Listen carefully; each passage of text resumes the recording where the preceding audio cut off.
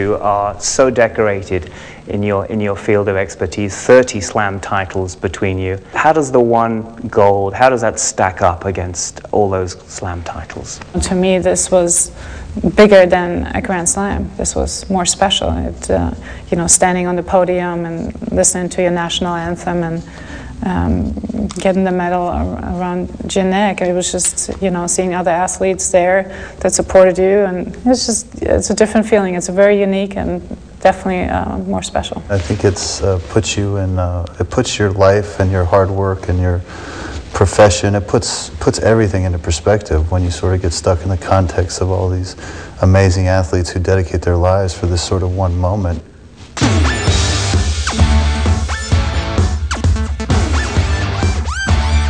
Great thoughts, great memories. And starting with left Frankfurt on a flight with a lot of the athletes, and I grew up admiring track and field. I mean, that was one of, you know, sports we watched a lot on television, and we had a lot of the track and field athletes on board, and it was just, for me, you know, just a feeling of being part of the Olympics. I stayed in the village for quite a few days till it got too loud and noisy when I had to move back to the hotel, but just experiencing, you know, just being among everybody and being able to get through the first few rounds and then playing for the gold medal was extraordinary.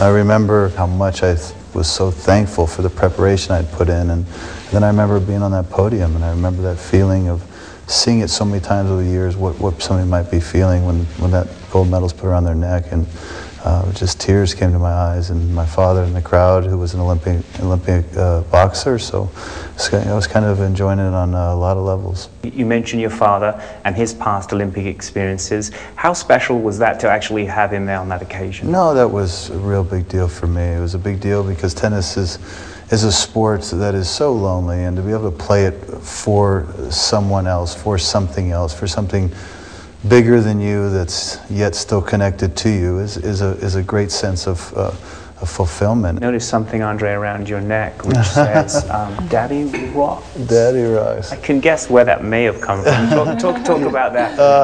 My son made it for me. He was about 4.5 years old, and the only help he asked for was to help him spell it at the time, because he wanted to do a necklace, and we had all the beads there, and he says, I said, well, what do you want to write? He goes, Daddy rocks. So I was like, cool. So I spelled it for him, he put them on, and I haven't taken it off in 6 years. A bit of trivia for you. We're doing my homework. Spent hours researching who you beat en route to the '96 Olympic gold. I'm not going to ask you specifically to name names, but let me just throw a few at you, Andre. You beat Jonas Bjorkman, 7.676. 7.676. Carl Kuchera, 6.3, 6.4. Cadenzi. I was down a set and a break and ended up beating him 6.3 in the third. Quarterfinals, Wayne Ferreira, he served for the match at 5.4 in the third, and I ended up beating him 7.5 in the third. Leander Paes, who I beat in 2 rough sets, 6.7, 6.4, and then Sergi Bruguera. You should have just called him. What did you need to do any research? Shouldn't have spent all those hours doing my research. Yeah. It was right here.